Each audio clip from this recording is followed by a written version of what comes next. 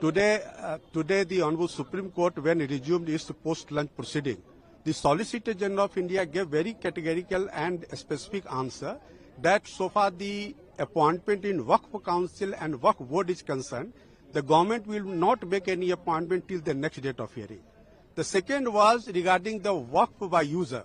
So the Solicitor General said that those Waqf by user which is registered and gazetted, that will not be denotified till the next date of hearing. Meaning thereby rest of the provisions of the amendment of Waqf Act 2025 will continue and it will be given effect by the government. What the Solicitor General submitted, do you think it's some kind of a back step?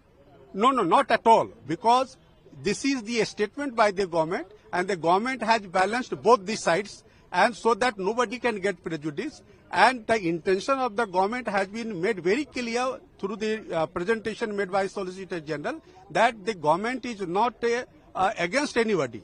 So they want that the innocent people should not suffer because of the draconian provision which the Waqf Act was having earlier, prior to amendment.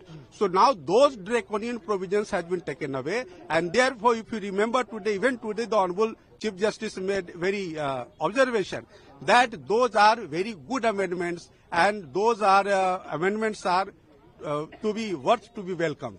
So therefore the amendments which has been challenged by the Muslim side, the giving certain very bad focus, now those things have been heard and the Supreme Court has accepted the amendment except these two concerns where the government has given a statement.